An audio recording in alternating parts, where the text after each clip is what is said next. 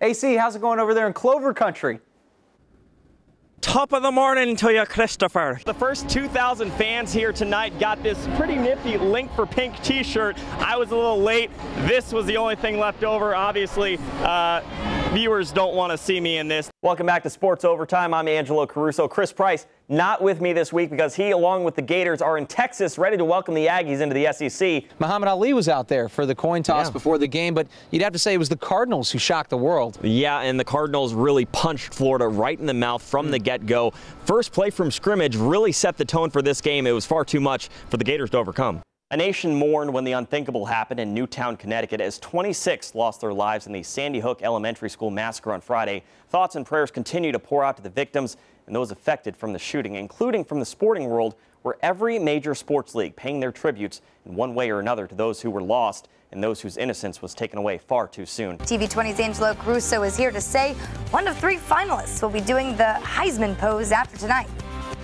Am I doing it right? That's how you do it. Incredible to Johnny Football. Congrats to him and everyone out there in Aggie land. Yeah, not bad for a 20-year-old. What were you doing at age 20? I was still in college making a lot of mistakes. Yeah, makes 2 of us. But interestingly enough, in true road games against non-conference top 10 teams, Angelo Caruso, have as many wins as Billy D. Tonight, he, along with the rest of the Gator basketball team, had an opportunity to get him off the schneid against 8th-ranked Arizona.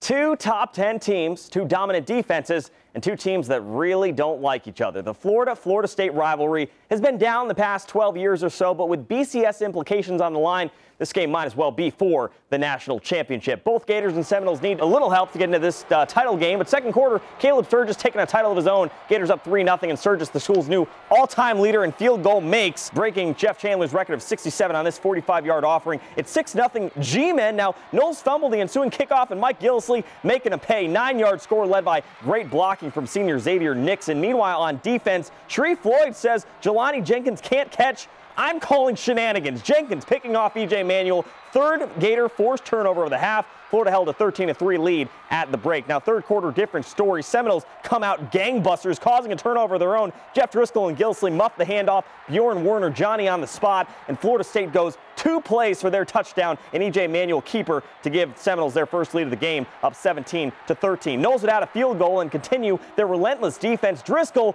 absolutely rocked by Werner, the Germinator. 3 sacks on the night, but in a game of momentum, Florida grabbed it right back where it mattered most. End of the third quarter, Trey Burton on the keeper and wants to join you for a late midnight snack in your living room. Gators get a field goal on this drive, cut the FSU lead 20-16. Play of the game happened thereafter. Manuel back to pass, backup linebacker Antonio Morrison and Lorente McCray causing a crucial fumble. Dominic Easley recovers, and very next play, Gillisley making a move and sees green grass in front of him. 37 of the 140 yards on the ground seeing pay dirt. Second TD of the day. Florida's first 1,000-yard back since Seatric Faison in 2004. Gators take the lead again, 23-20. They'd extend it 30-20, and with the Seminoles driving to try to get back in it, the Sheriff is having none of it. Sharif Floyd, a huge sack, causes the 4th and forever. Knowles don't get it, and Florida continues to pile it on, scoring 24 fourth-quarter points en route to an improbable 37-26 win over mighty FSU. Just add the Seminoles to an impressive list of opponents turned into Gator bait.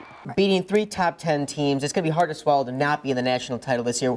What's the best they can do at this point? Well, right now it looks like they're going to back into the Sugar Bowl, which is absolutely fine. I mean, a lot of fans said 8-4 was a highlight if they could get there. 11-1.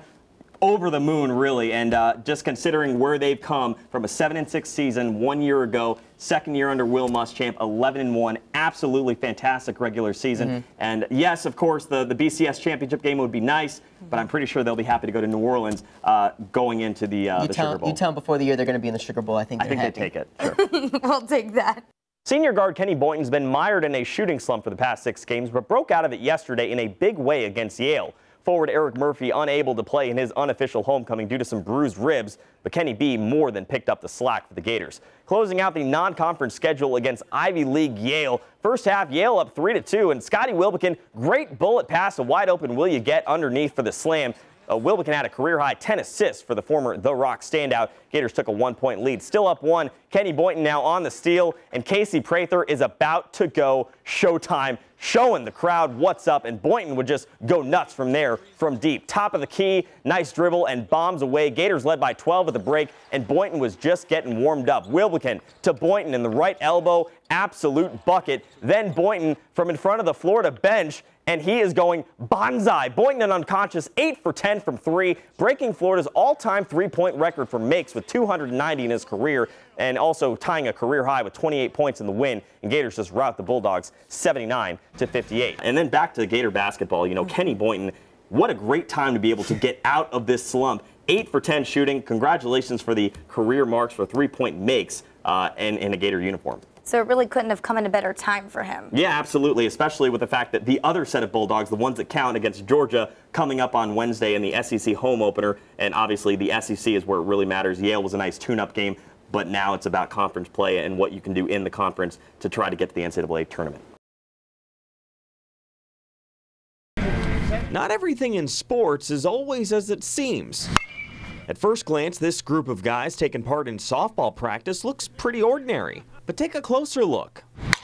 And the ordinary morphs to extraordinary. All wounded veterans, all amputees of some kind. They all were athletes prior to getting injured, and they wanted to get on a competitive team, and they wanted to do something like this. They just never expected they would ever be able to do it. David Van Sleet started the Wounded Warrior amputee softball team, aimed to give post-9/11 veterans a second chance to do something they love. Timmy, pick it up, pick it up. It's definitely a once-in-a-lifetime experience, and when David called me at the beginning of November and asked if I wanted to go down to Florida and play softball, there was no way I was going to tell him that I wasn't going to be able to make it. Kyle's one of 18 on the team, with his particular injury caused after shrapnel took his hand in a roadside bombing in Iraq. Each player with a story to tell, but none as remarkable as 22-year-old and double amputee Josh Wegge. I got hurt in 2009 in Afghanistan on a routine vehicle patrol. We rolled over an IED, and I lost both my legs as a result. If I told you I knew everything was going to be okay, I'd be lying. I didn't know what my future was going to hold, but I wasn't about to let sports or anything slip away from me. Josh, third base. There you go. You can go one of two ways. You can go the way we have, which is continue living your life and striving to do the things you did before. And there's guys that just lay in their bed and play video games and just feel sorry for themselves. And we definitely hope to touch them and let them know that, you know, you don't have to do that. They've touched everyone who's seen them in action, showing the sacrifice they gave to protect our freedom. Just last month, the Fellowship of Christian Athletes took the field against the Warriors, with former Gators and Olympians alike awestruck from this band of brothers. We can all say that we've had an obstacle in our life to get to where we are now, or in you know, our sports career, but what they've gone through is just, it's really, really inspiring. The can-do attitude continues by limiting their opponents to able bodies only. If they can instill confidence in others who watch them play, consider it mission accomplished. I think that's what this team is about, is that, you know, look at us. You know, we're not going to stop, and we're not any different than you. If anything, we might play better. A little boy went to watch the Wounded Warriors play. He never wore shorts before because of his own prosthetic leg, but after seeing them in action, he proudly doesn't wear pants anymore to hide it. That's the kind of self-confidence this team is bringing out in people. Tomorrow, we'll introduce you to a remarkable local veteran who's teaching the same principles through his sport. David and Paige.